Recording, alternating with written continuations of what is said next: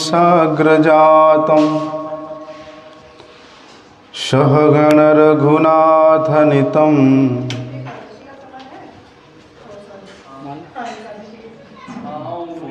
ठाकुर जी को स्वीकार कब करोगे? तम सजीवं साद्वैतं सावधूतं परिजनसहितं कृष्णचैतन्यदेवं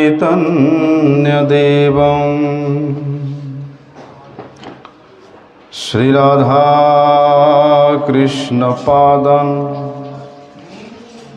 सहगणललिता श्री विशाखान्वितांश्च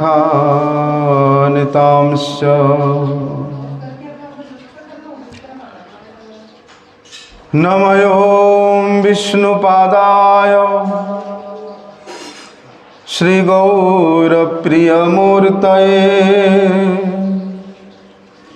श्रीमते भक्तिवल्लभ तीर्थगोस्वामिनामिने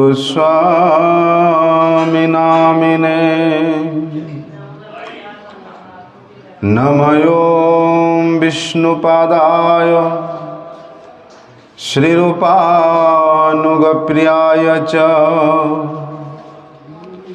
श्रीमते भक्तिदयित माधव स्वामिनामिने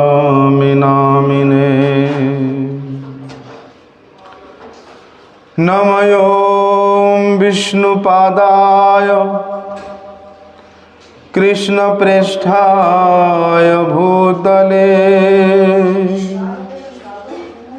श्रीमते भक्तिसिद्धान्त सरस्वती नामिने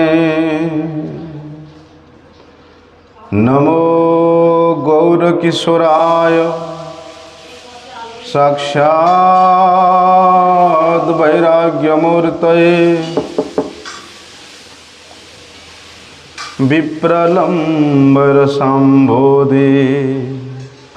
पादं भुजायते नमः नमो भक्तिविनोदाय सच्चिदानन्दनामिने गौरशक्तिस्वरूपाय रूपानुगवरायते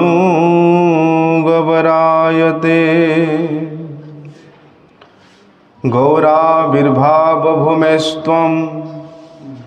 निर्देष्टा सज्जनप्रिया वैष्णवसार्वभौम श्री जगन्नाथाय ते नमः।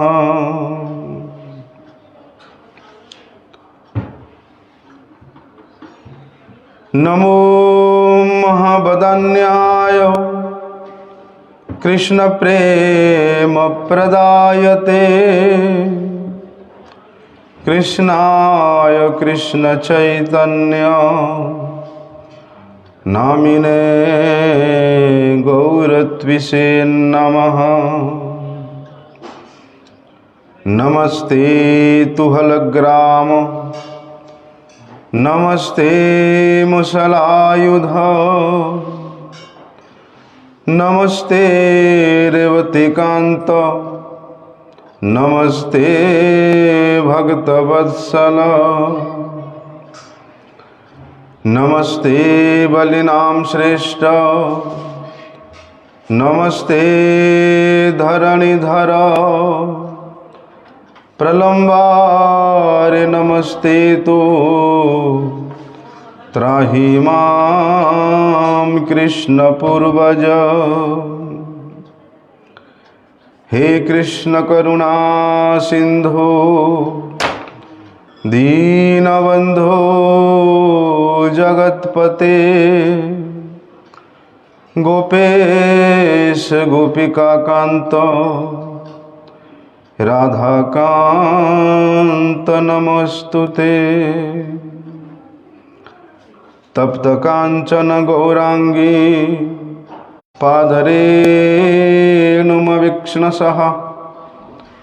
यासां हरिर्कथोद्गीतं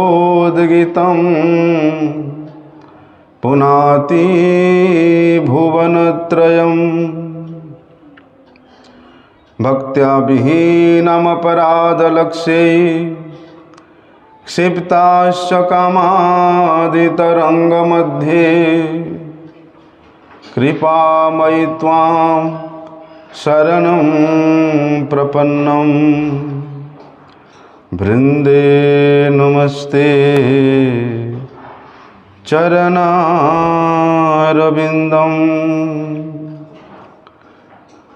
पतितपावन परम करुणामय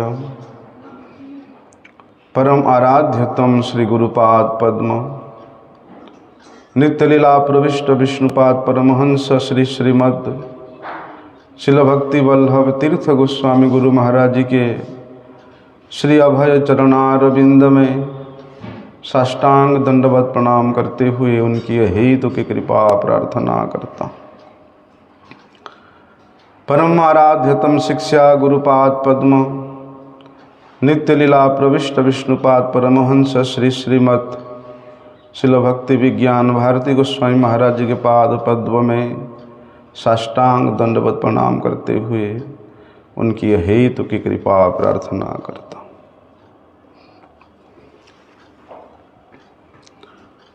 आज संपूर्ण भारतवर्ष में संपूर्ण भूमंडल में भगवान श्री गौरांग महाप्रभु जी के जन्मोत्सव बड़े हर्षोल्लास से मनाया जा रहा है। वैसे तो हर जन्म में मनुष्य को भोग की सामग्री मिल जाता है, हर जन्म में, परंतु श्रीमन महाप्रभु जी के करुणावतार की महावदान्यता का कथा मिलना असंभव है। इसके लिए जिसके कानों में श्रीमन महाप्रभु से गौरांग देव के कथा प्रवेश किया है, जो उस कथाओं को श्रवण करने में रत है, उनको और किसी की कथा श्रवण करने की कोई आवश्यकता नहीं है। इसलिए श्रीमन महाप्रभु जी के आचरण के प्रति, उनके चरित्र के प्रति, उनके शिक्षा के प्रति, उनके उपदेश के प्रति और भक्तों के साथ उनके लीला के प्रति यदि किसी भक्त का निष्ठा हो जाती है तो वो भक्त, वे साधक, वे मनुष्य अपना परम कल्याण साधन कर लिया है। क्योंकि ऐसी अवस्था, ऐसी स्थिति, ऐसी सुजोग कितने मनमंत्र बीतने के बाद ही आता है, जब श्रीमन महाप्रभु जी के इस परम औदार्यमय चरित्र कथा को श्रवण करने का सौभाग्य जीव को प्राप्त होता है। इसलिए आज से लगभग 539 वर्ष पहले की बात है। उस समय हमारे भारत में विशेष रूप से मुसलमानों का ही साम्राज्य था और हिंदुओं पर अत्यधिक अत्याचार। निर्भीक रूप से कोई भी हिंदू अपना धर्म का पालन नहीं कर पाता था। लेकिन उससे भी और अधिक दुख की बात है, उससे भी और अधिक दयनीय अवस्था तो उस वैष्णव धर्म की थी, उन हरिभक्तों की थी, जिन्होंने केवल निष्कपट रूप से भगवान को अपना हृदय में धारण करना चाहते थे। क्योंकि वे पाखंडी मुसलमान लोग उन वैष्णवों के प्रति जितना अत्याचार करते तो करते ही थे, उसके साथ साथ बोलते पाषंडी हिंदू लोग भी वैष्णवों पर घोर अत्याचार करते थे। वैष्णवों के घोर विरोधी थे। क्यों?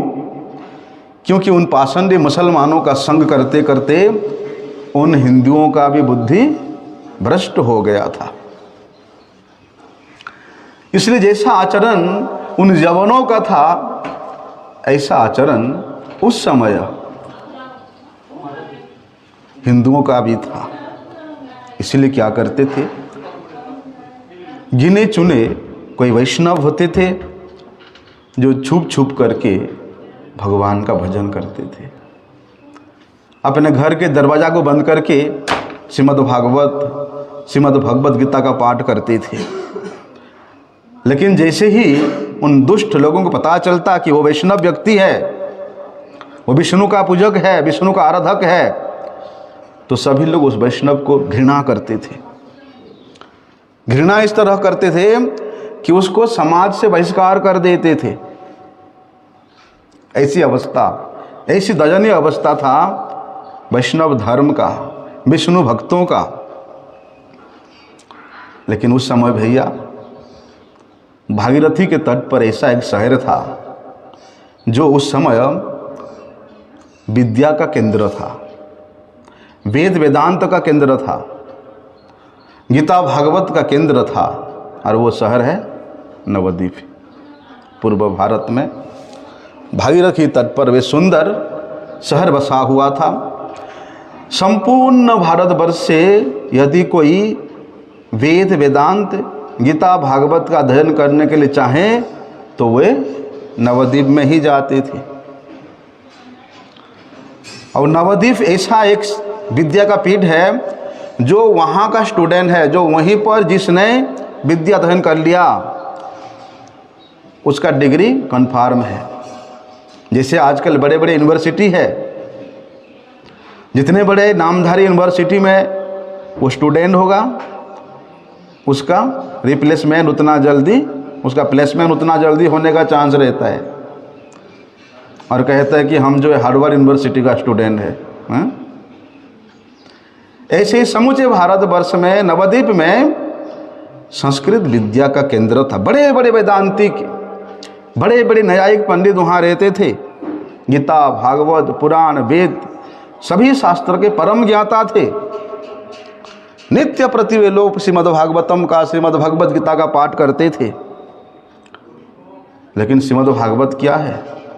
श्रीमद् भागवत उस वेद रूप कल्प वृक्ष का रसमय फल है, परिपक्व फल है, पका हुआ फल है। और इसको जो रसिक भक्त जन है वे ही आदर करते हैं।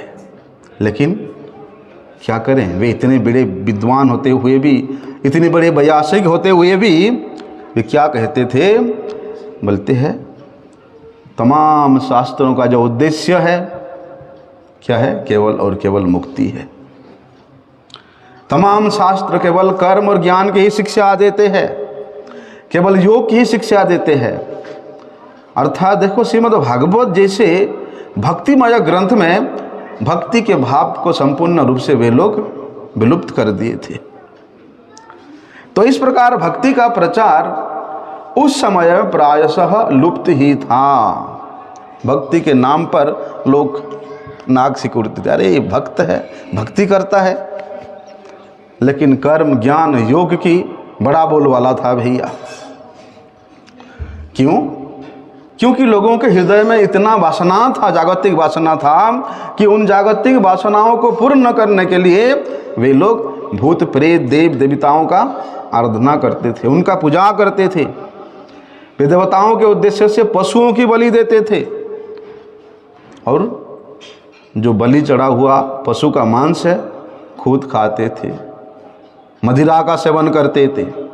ऐसा सारी रात्रि शराब पी करके, मद्यपान करके देवी का जागरण करते, और जितना हुड़दंग देखने को मिलता था। पैसे भी बहुत खर्चा करते थे, लेकिन भक्ति के नाम में नहीं। भगवान के उद्देश्य से जैसा महोत्सव होना चाहिए, जैसे रामनवमी हो गया, श्री जन्माष्टमी हो गया, बोलते इन सब के विषय में किसी को पता नहीं था, किसी को रुचि भी नहीं था। लेकिन देवी के आगे बलि दे करके देवी जागरण करके मद्यपान करना, मांस खाना, हुड़दंग मचाना, इसमें सब बड़े पारंगत थे। लेकिन भैया उसी नवद्वीप में एक महापुरुष रहते थे जो कि वैष्णव धर्म को पालन करते थे। हमेशा वैष्णव धर्म पालन में ही अपने आप को लगा के रखते थे। वे है श्री अद्वैत आचार्य प्रभु। वे क्या करते थे? ये स्वयं महाविष्णु के अवतार है और भगवान श्री कृष्ण के इच्छा के अनुसार ही उन्होंने इस जगत में अवतीर्ण हुए थे। क्यों? संसार के ऐसी दुरावस्था को देख करके, भक्ति के धर्म के विलुप्तता को देख करके, वैष्णव धर्म की उपेक्षा को देख करके वे अत्यंत दुखी रहते थे, व्यथित रहते थे। अद्वैत आचार्य प्रभु महाविष्णु के अवतार, वे सभी प्रकार के शास्त्रों के परम ज्ञाता थे। नित्य प्रति अपने घर में श्रीमद् भागवत का पाठ करते थे। सुनने के लिए नवद्वीप से जो भक्ति भाव संपन्न सभ्य मनुष्य है, उन अद्वैत आचार्य प्रभु के घर में एकत्रित होते थे और दरवाज़ा बंद करके वहाँ अद्वैत आचार्य प्रभु के मुख से श्रीमद् भागवत करते थे, गालियाँ देते थे, शत्रु भाव में आचरण करते थे।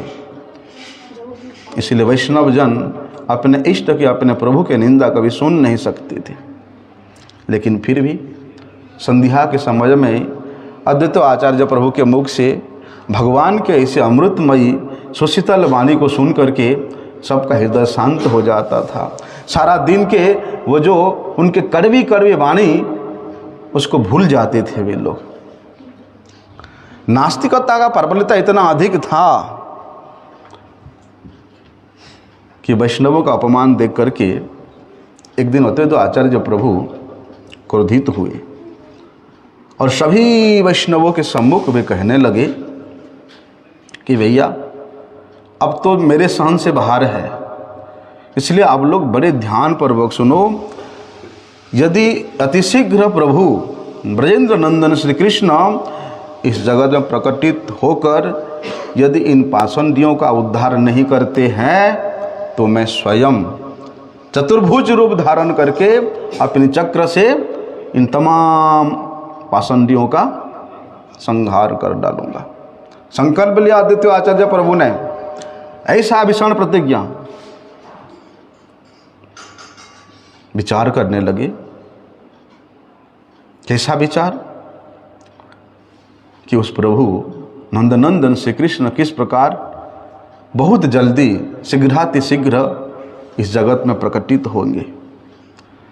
तो उसी समय उनके हृदय में एक शास्त्रवाणी का स्मरण हो आया। कौन सा शास्त्रवाणी?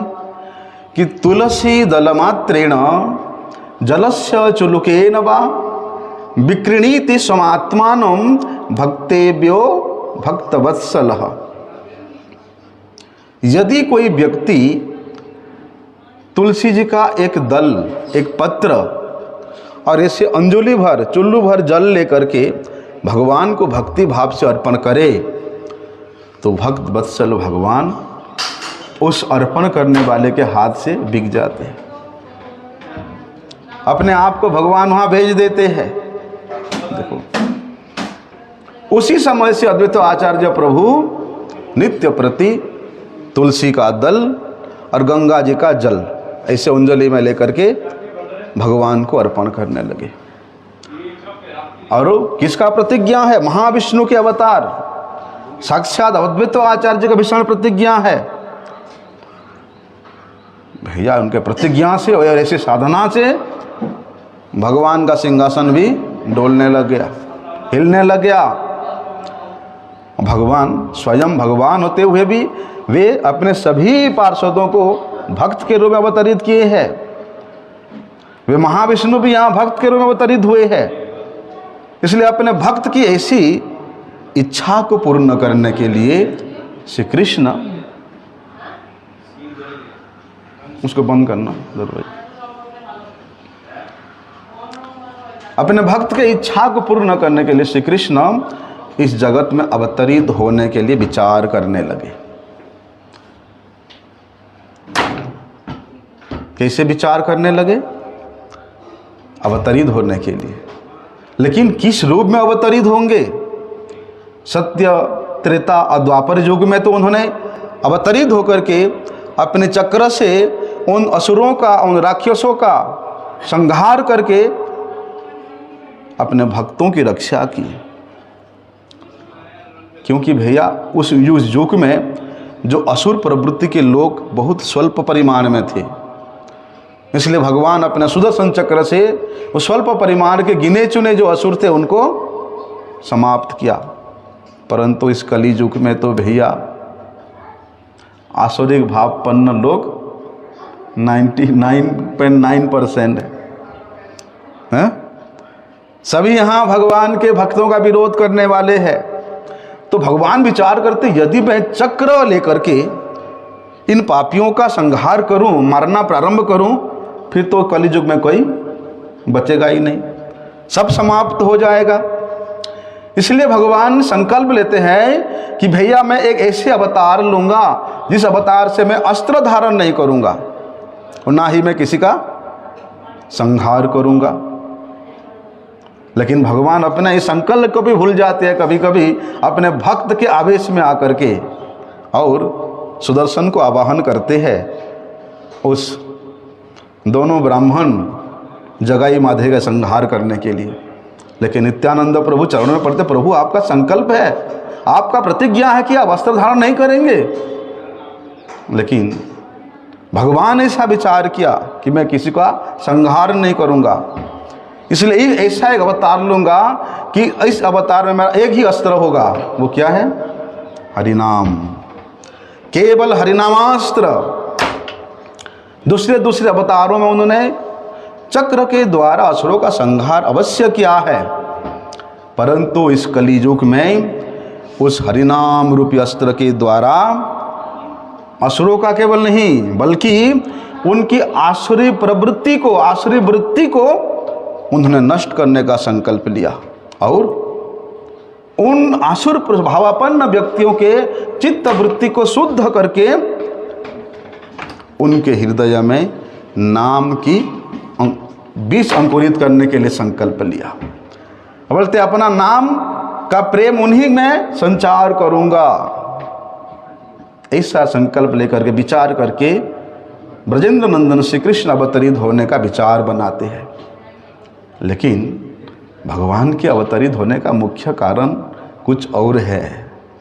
क्या है वो? कि श्री राधा यह प्रणय महिमा कीदृशो बानयैवा स्वाद्यो जनाद्भुत मधुरिमा कीदृशो वामदीयः सौख्यं चास्य मदनुभवतः कीदृशं वेत्ति लोभात् तभावाढ्य समजनी सचि गर्भ सिंधु हरिंदु। बड़ा सुंदर भाव है। जब भगवान द्वापर में इस वृंदावन में लीला कर रहे थे तो यहाँ नंदगांव और बरसाना के बीच में प्रेम सरोवर आता है। श्री राधा कृष्ण वहाँ बैठे हुए हैं सरोवर के बिल्कुल तट पे। तो उसी समय एक भ्रमर आता है और श्री राधा जी के चरणों में ऐसे ऐसे मंडराने लगता है। काला भ्रमर है, जोर जोर से मंडरा रहा है। तो राधा जी भयभीत हो गए। ओ भाई दरवाज़ा बंद कर दो, इसको खोल दो, जाली वाला को, जाली वाला को खोल दो, उसको बंद कर दो। हाँ बस वो बंद कर दो उसको।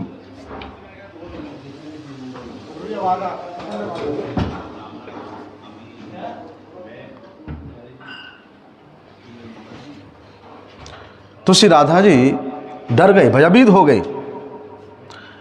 और भयभीत होकर के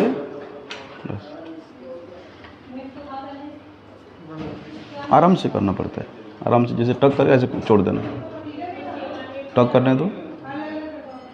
हाँ बस, ज़्यादा आगे मत करो फिर उसको, ठीक है, उससे नहीं होगा, छोड़ दो। तो श्री राधा जी भयभीत हो गए। तो राधा जी का भयभीत अवस्था को देख करके श्री कृष्ण इसको खोल दो बाबा, वो ठक ठक करता रहता है। श्री कृष्ण मधुमंगल से कहते हैं, मधुमंगल ये भ्रमर को तुम दूर भगा दो। सुन करके मधुमंगल एक छड़ी लेकर के उस भ्रमर को दूर भगाने के लिए चले जाते हैं। भगा करके वापिस आकर कहते हैं कि मैंने उस मधुसूदन को दूर भगा दिया, अब और कभी वापिस नहीं आएगा। क्योंकि भ्रमर का एक नाम भी संस्कृत में मधुसूदन है, क्योंकि भ्रमर तो उन पुष्पों से मधु संग्रह करता है ना। और बोलते हैं कृष्ण का भी नाम मधुसूदन है। वे क्या करते हैं, वे अपने भक्तों के प्रेम रूपी मधु का आस्वादन करते हैं। और वे भ्रमर रूपी मधुसूदन, वे पुष्पों के रस मधु को संग्रह करते हैं। इसलिए वहाँ से मधुमंगल आगे कहते हैं कि उसको मैं दूर भगा दिया और कभी वापस नहीं आएगा। राधा जी सुन रहे हैं कि मधुसूदन दूर चला गया, तो श्रीमती राधा रानी विचार करे, मधुसूदन दूर चला गया अर्थात कृष्ण मुझे छोड़ के दूर चले गए और कभी वापस नहीं आएंगे। इसलिए उन्होंने विरह में मधुसूदन हा मधुसूदन हा मधुसूदन बोलते बोलते मूर्छित होकर के कृष्ण के गोद में सिर रख करके गिर पड़े। देखो कैसी अवस्था है, जिसके विरह में मूर्छित हुए हैं उसी के गोद में सिर रख करके पड़े हैं। श्री कृष्ण राधा जी की ऐसी अवस्था को देख करके अत्यंत विस्मित हो जाती है। कैसी बात है, देखो कि मधुसूदन चला गया और कभी वापिस नहीं आएगा।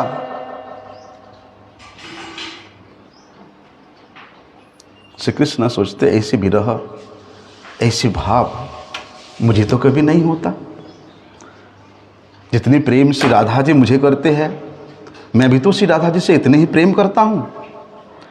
इसलिए इनके हृदय में मेरे प्रति जो प्रेम है, उस प्रेम का जरूर कुछ ना कुछ उत्कर्षता है, उस प्रेम का जरूर कुछ ना कुछ चमत्कारिता है।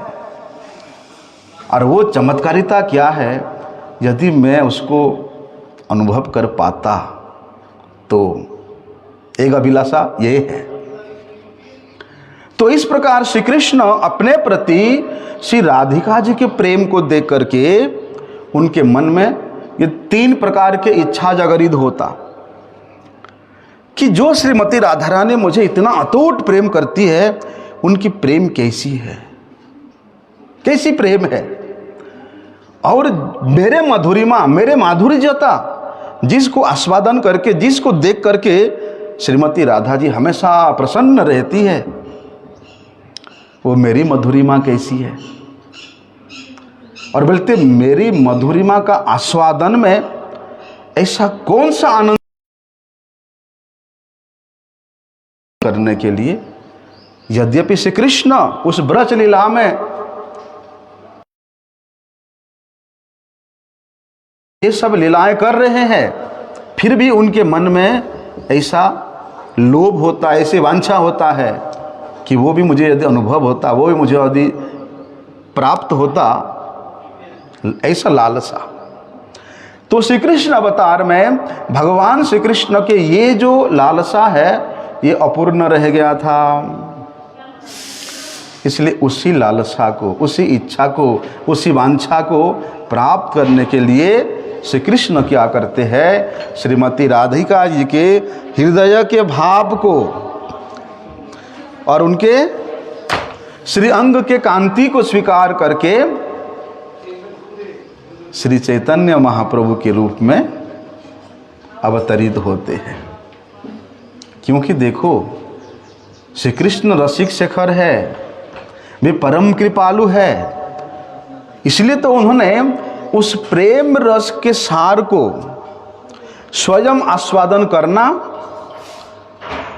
जो कि उनको द्वापर युग में लब्ध नहीं हुआ, प्राप्त नहीं हुआ, तो उस प्रेम रस के आस्वादन को, रस को स्वयं आस्वादन करने के लिए और राग मार्ग से युक्त भक्ति का प्रचार करने के लिए स्वयं ब्रजेंद्र नंदन श्री कृष्ण श्री चैतन्य महाप्रभु के रूप में अवतरित होते हैं। आज वही तिथि है, वही घड़ी है, वही मुहूर्त है, वही दिन है और वही फाल्गुन का मास उपस्थित हुआ है। थोड़े ही समय में वो संध्या का समय भी आने वाला है। नवद्वीप में वही ब्राह्मण जिनको आधार बना करके, जिनको कृपा करके, जिनको माता पिता के रूप में स्वीकार करके भगवान श्रीमन महाप्रभु अवतीर्ण हुए, जगन्नाथ मिश्र और सची माता, दोनों ही परम भक्ति भाव से युक्त थे, भक्तिमती थी। जिस प्रकार सची माता, ऐसे ही परम पवित्रता भी थी। तो सची माता के गर्भ से क्रम से 8 कन्याओं का जन्म होता है, परंतु सभी के जन्म होने के थोड़े थोड़े समय के अंतराल, कोई मास 2 महीना के अंदर में 8 के 8 कन्याओं का मृत्यु हो जाता है, एक एक के बाद। दोनों पति पत्नी ब्राह्मणी बड़े दुखी होते हैं। कालक्रम से सची माता ने 9वीं संतान के रूप में एक बालक को जन्म दिया। वो बालक इतना सुंदर था, उसके शरीर से ऐसा अद्भुत तेज निकलता था, क्योंकि वे कोई साधारण बालक नहीं था, वे स्वयं बलदेव जी के अंश था। बोलते जो व्यक्ति एक बार उस बालक का दर्शन कर लेता, उसके चित्त में वो रूप बैठ जाता था, उसके मन को हरण करके उसको मुग्ध कर देता था। ऐसा रूप था उस बालक का। तो उस बालक के सुलक्षणों को देख करके ज्योतिष ने कहा कि ये कोई साधारण बालक नहीं है, इसलिए उस बालक का नाम रखा विश्वरूप। क्या नाम रखा? विश्वरूप। लेकिन विश्वरूप भैया ये बाल्यावस्था से ही संसार के प्रति परम विरक्त थे। खेल कूद करना, साथियों के साथ इधर उधर जाना, उनमें उनका बिल्कुल भी रुचि नहीं था। अपना सारा समय वे विद्या अध्ययन करने में ही व्यतीत करते थे। बोलते बुद्धि उनका इतना प्रखर था कि जो सब्जेक्ट, जो विषय वस्तु एक बार सुन लिया, बोलते वो मुखस्त हो जाता था। उसको याद करने में उनको किसी प्रकार के कोई कठिनाई नहीं होता था। जहाँ कहीं भगवान का कथा का चर्चा होता था, बोलते वहाँ जाकर के बैठ जाते थे। इतना ध्यानपूर्वक बैठते थे, ना समय देखते थे, ना घर में आना याद रहता था, खाना पीना सब कुछ भूल जाते थे। सची माता को घर से किसी को भेजना पड़ता था कि जा बुला के ले आ उसको, हैं इतना देर से कथा सुन रहा है। तब जाकर के उनको याद आता, अरे आज तो मैं सुबह से खाया नहीं कुछ, तभी घर आते वापस। देखो, तो विश्वरूप के ऐसा प्रवृत्ति को देख करके, ऐसा उनके उत्कंठा को देख करके जितने भी श्रेष्ठ वैष्णव थे, सब भगवान से प्रार्थना करते कि हे प्रभु, इस बालक के ऊपर आप कृपा करो। इस प्रकार विश्वरूप धीरे धीरे बड़े होने लगे। उसके कुछ साल बाद समय था 18 फरवरी और वर्ष था 1486। उस समय इसी फाल्गुन मास की पूर्णिमा तिथि को, होली के दिन में, संध्या के समय में श्री सची देवी के गर्भ से उनके 10वीं संतान के रूप में साक्षात ब्रजेंद्र नंदन भगवान श्री कृष्ण चंद्र श्री गौरांग के रूप में अवतरित होते हैं। प्रभु की जय, श्री सची माता की जय, जगन्नाथ मिश्र की जय। तो भैया बोलते उस पूर्णिमा के दिन में चंद्र ग्रहण भी लगा हुआ था। राहु कह रहा है चंद्र से, अरे चंद्र देख, तू तो कलंकित है, तेरे में दाग लगा हुआ है, इसलिए तुझे और कुछ कोई पूछने वाला नहीं है। लेकिन आज इस जगत में एक निर्मल चंद्र का, एक बेदाग चंद्र का, श्री गौर चंद्र का उदय हुआ है, इसलिए अब तेरी ओर जरूरत नहीं है, अब तेरी आवश्यकता नहीं है। इसलिए भैया उस ग्रहण के समय में सभी लोग, जो नास्तिक लोग भी है, जो पाखंडी लोग भी है, वो भी हरि हरि बोल के गंगा स्नान करने के लिए जा रहे हैं। चारों ओर से हरि नाम का उच्च स्वर कोलाहल होने लग रहा है। भगवान किस लिए अवतरित हुए हैं? बोलते इसी नाम का प्रचार करने के लिए। इसलिए इस प्रकार जन्म लेते ही प्रभु ने जिस कार्य के लिए अवतरित हुए थे उसको ग्रहण के छल से आरंभ कर दिया था। सभी के मुख से भगवान ने हरिनाम उच्चारण प्रारंभ करा दिया था। अब भैया पूरे नवद्वीप में समाचार फैल गया कि ग्रहण के समय में सची माता के यहाँ दूसरा पुत्र का जन्म हुआ। सुन करके जगन्नाथ मिश्र के घर भैया भीड़ लगने लगे।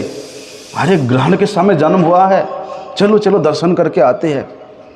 एक बार जो उस बालक का प्रभु का दर्शन करता भैया, प्रभु अपने रूप से उसके मन को मोहि लेते, मंत्रमुग्ध कर देते थे। ना केवल उस नवद्वीप के नर नारी, बल्कि स्वर्ग के देवता, उन देवताओं के स्त्रियां, वे ब्राह्मण और ब्राह्मणी का रूप लेकर के आज मिश्र पुरंदर के घर में पधार रहे हैं। सची माता के जो पिता थे श्री नीलांबर चक्रवर्ती, वे बहुत बड़े ज्योतिष थे। उन्होंने उस छोटे से बालक के लक्षणों को देख करके बतला दिया कि ये बालक कोई साधारण बालक नहीं है। ऐसा लगता है कि ये साक्षात परब्रह्म भगवान का ही अवतार है। यही बालक ही तमाम संसार का भरण पोषण करेगा। इसलिए अब इसका नाम होगा विश्वम्भर। नीलांबर चक्रवर्ती ने नाम रखा विश्वम्भर। बल्कि वो बालक के शरीर का जो रंग था गोरा था। गोरा होने के कारण कोई कोई उनको गौर रखा, और स्त्रियों ने प्यार से उनका नाम निमाई रखा। क्यों निमाई रखा? क्योंकि इससे पहले सची माता के 8 कन्याओं को काल ने ग्रास कर लिया था। इसलिए विचार किया कि भैया नीम तो कड़वा होता है, इसलिए यदि शिशु का नाम उसे नीम पेड़ से संबंधित रखा जाए तो काल भी उसके पास आने वाला नहीं है। इसलिए देखो उस शिशु अवस्था से ही प्रभु ने छल से हो बल से हो क्या किया, सभी लोगों के मुख से हरि नाम का उच्चारण करवा दिया था। कैसे देखो, जब प्रभु रोने लगते तो उनके रोने को बंद करने के लिए सभी प्रयास करते, लेकिन वो किसी भी उपाय से क्रंदन बंद नहीं करते थे। जब कोई उनके पास आकर के हरि नाम बोलता, हरि बोल हरि बोल हरि हरि बोलता, तब स्वयं क्रंदन तो बंद करते ही थे, बोलते स्वयं ताली बजा बजा करके हरि बोल कीर्तन करते, खिलखिला करके हंसते थे। छोटे से बालक देखिए, तो लोगों को ऐसी स्थिति देख के बड़े आश्चर्य होता था।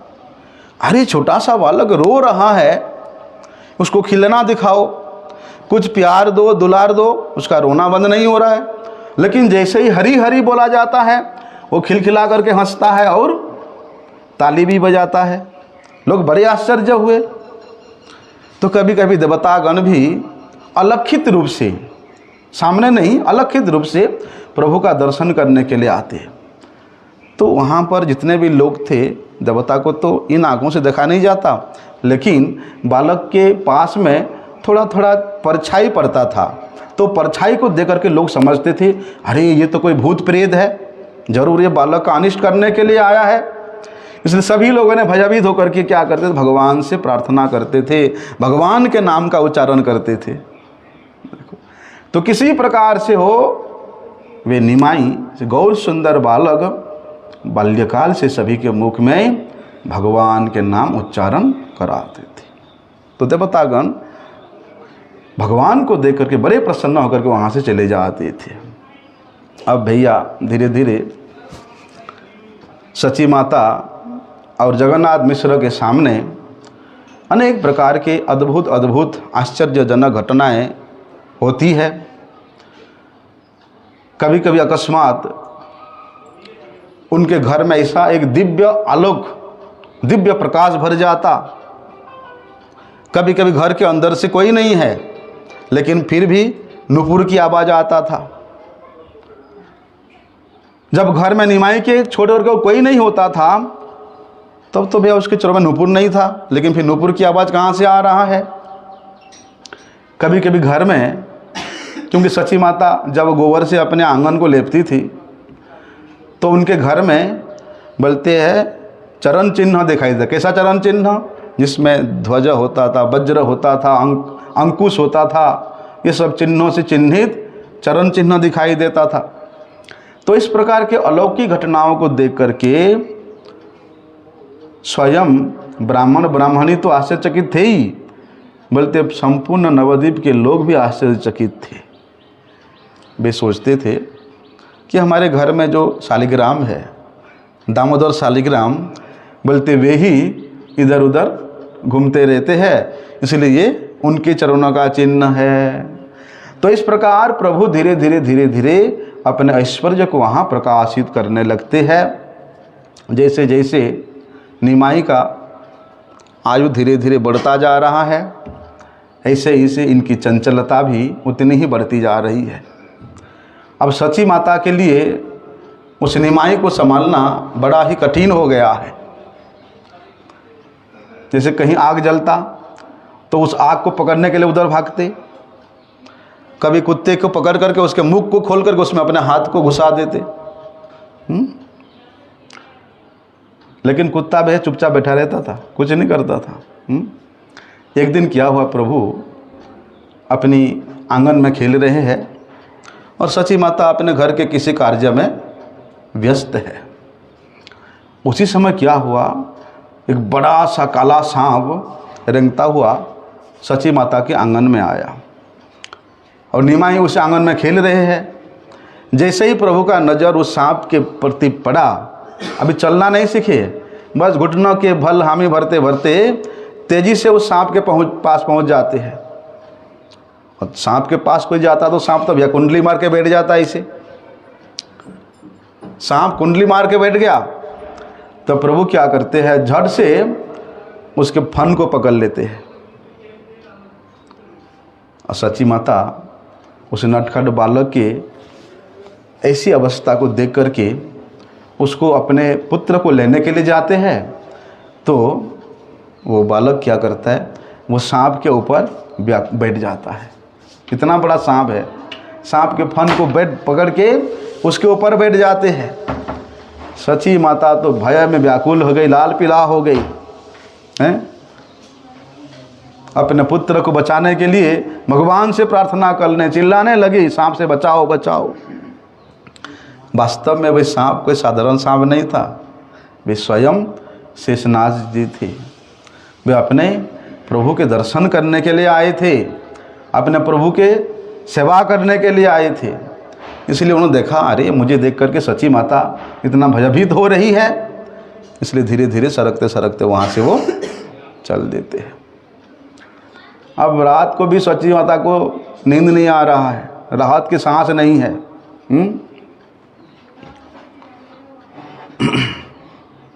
लेकिन रात को भी प्रभु क्या करते हैं, माता के पास सो रहे हैं तो बिस्तरा से उठ करके उस आंगन की ओर भाग रहे हैं जहाँ से उन्होंने उस सांप को पकड़ा था। फिर सची माता उसको उठा करके अपने गोदी में ले आते हैं, अपने गोद में सुलाते हैं, अपने पुत्र के मुख को चूमने लगते हैं। अब तो भैया निमाई धीरे धीरे धीरे धीरे चलना सीख रहे हैं। अब चलना सीखने का मतलब तो कितना शरारती बढ़ी जाता, आप लोग जानते हैं। बच्चों के साथ इधर उधर घूमने लग जाते हैं, बड़े शरारत करने लगे। कभी किसी के घर में घुस करके उसके घर के भात खा के आ जाते हैं, किसी के घर में दूध दही चुरा करके खा जाते हैं। और अगर किसी के घर में कुछ नहीं मिलता तो गुस्से में उसके मिट्टी के बर्तनों को, पहले सबके घर मिट्टी के बर्तन में बनता था, चावल दाल जो भी सब्जी वगैरह या बनाने के बाद जो स्टोर होता था, मिट्टी के बर्तन ही होता था। अगर किसी के घर में खाली मिला, खाने का नहीं मिला, बस उन बर्तनों को फोड़ के आ जाते थे। या किसी के घर में कोई बच्चा सो रहा है, उसके नाक को खींच के, कान को खींच के उसको रुला के याद। जैसे घर में कोई आ जाता या अपने मंडली को लेके वहाँ से भाग जाते थे। और यदि कभी किसी स्त्री ने इनको पकड़ लिया तो भैया उससे बचने के लिए बड़ी चतुराई से उस स्त्री के चरणों को पकड़ लेते हैं और बोलते भैया आज तो मुझे छोड़ दो, मैं तुम्हारी शपथ ले रहा हूँ दोबारा तुम्हारे घर में कभी चोरी करने आऊँगा ही नहीं। तो छोटे से बालक ऐसी बुद्धि को देख करके सभी लोग बड़े आश्चर्य में पड़ जाते हैं और सभी वो छोटे से निमाई को अपने गोद में लेकर के लाड़ प्यार करने के लिए प्रयास करते हैं। एक दिन क्या हुआ, प्रभु अपने घर से घूमते घूमते दूर चले गए। दो चोरों की उनकी दृष्टि पड़ती है। क्यों? क्योंकि प्रभु के शरीर में माता ने अलंकार धारण करा रखा है, सोने का हार है और बाजू में सोने का कंगन है और चरणों में उनके सोने का कड़ा है। तो चोरों के मन में आया, अरे अब तो हमको जो ज़रूरत है देखो चल चल के हमारे पास आ रहा है। इसलिए वे दोनों चोर भी चलते चलते गौर सुंदर के पास बोलते हैं और पूछते, अरे बेटा तुम अभी तो कहाँ थे? तुम्हारे घर के लोग तुम्हें कितने देर से ढूंढ रहे हैं, तुम्हारे लिए चिंतित हो रहे हैं। चलो चलो चलो हम तुम्हें तुम्हारे घर तक पहुंचा देते हैं। गौर सुंदर भी कहते, ठीक है भैया, बहुत अच्छा हुआ, मैं रास्ता भूल गया था, इसलिए अब मुझे आप अपने घर पहुंचा दो।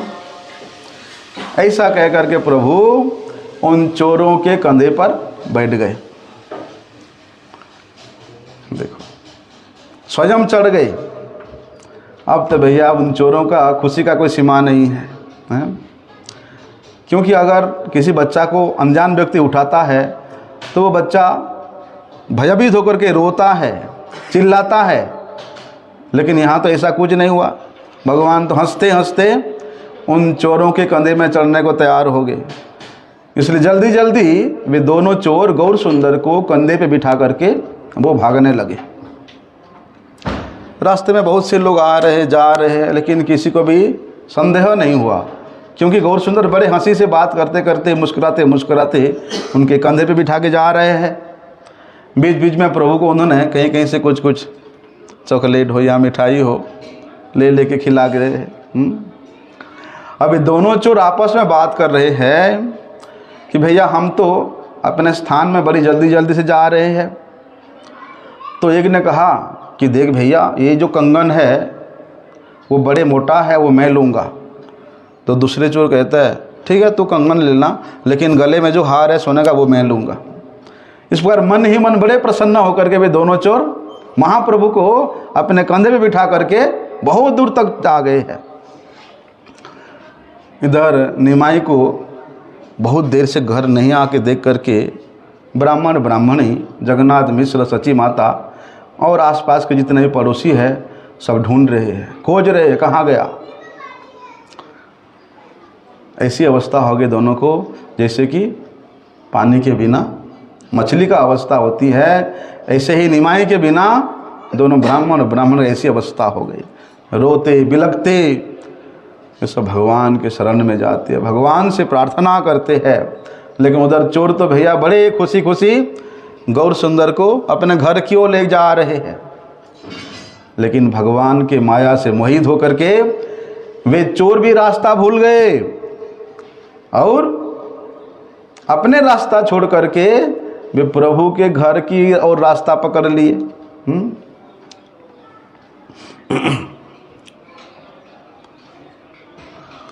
और यहाँ बड़े आश्चर्य हुआ कि जगन्नाथ मिश्र के घर को वे चोर लोग अपना घर समझ करके निमाई को कहते हैं बेटा अब तुम्हारा घर आ गया, आओ उतरो यहाँ से। गौर सुंदर भी हाँ सांसी कहते हाँ ठीक है मुझे नीचे उतारो मेरा घर आ गया। उतर करके निमाई दौड़ के जा कर के अपने पिता श्री जगन्नाथ मिश्र के गोद में चढ़ जाते हैं। और निमाई भी, गौर सुंदर भी बिना किसी कठिनाई के अपने घर आकर के पहुंचने के कारण सभी लोग बड़े प्रसन्न होते हैं। सब लोगों ने बालक को घेर लेते हैं सभी ने। लेकिन क्या हुआ देखो, वे चोर बड़े आश्चर्यचकित हो जाते हैं। अरे भैया, हमको तो कुछ समझ में नहीं आया, हम सोच रहे कि हम अपने घर आए हैं, लेकिन कब रास्ता भूल गए, कब किधर चले गए, हमें कुछ पता तक नहीं चला। लेकिन वे चोर इतना आनंदित थे कि आज तो भैया बड़ा मोटा माल मिला है। लेकिन उस मोटे माल के चक्कर में वो लोग भूल गए कि हम लोग कहाँ आ गए। अवसर देख करके जान बचा करके वो लोग वहाँ से भागे। लेकिन वापस में वार्तालाप कर रहे हैं कि ये बच्चा जो है ना, कुछ जादू कर दिया हमारे ऊपर। ये तो चंडी देवी का कृपा था, जिसके कारण हम लोग बच गए, हमारा जान बच गया, नहीं तो आज वहीं हमारा जीवन भी समाप्त हो जाता। देखो, वे चोर भी कितना महाभाग्यवान है, जिनके कंधे पर स्वयं भगवान ने आज सवारी किया है। और अपने को सुरक्षित देख करके वे चोर भी बड़े प्रसन्न हुए। अरे, किसी के बच्चा को चुराना कितना बड़ा अपराध है, अगर कोई पहचान लेता, जान लेता, तो आज तो हमारा खैर नहीं था। लेकिन देखो, बच गए। सभी लोगों ने भी निमाई को सुरक्षित देख करके उन दोनों चोरों को पुरस्कार देने के लिए इच्छा किया। अरे, जो भी लेके आया है हमारे निमाई को, उसको पुरस्कार देंगे, चलो ढूंढो इधर उधर। लेकिन वहाँ कोई नहीं था, वो लोग भाग चुके थे वहीं से। तो जगन्नाथ मिश्र कहते हैं कि बेटा निमाई, तू कहाँ चला गया था हैं? और तुझे यहाँ कौन आकर के छोड़ के गया? निमाई कहते हैं कि पिताश्री, मैं तो गंगा स्नान करने के लिए गया था, लेकिन वापिस आते समय मैंने रास्ता भटक गया था, और नगर में यहाँ वहाँ घूमते घूमते घूमते घूमते मैं अभी आ रहा हूँ।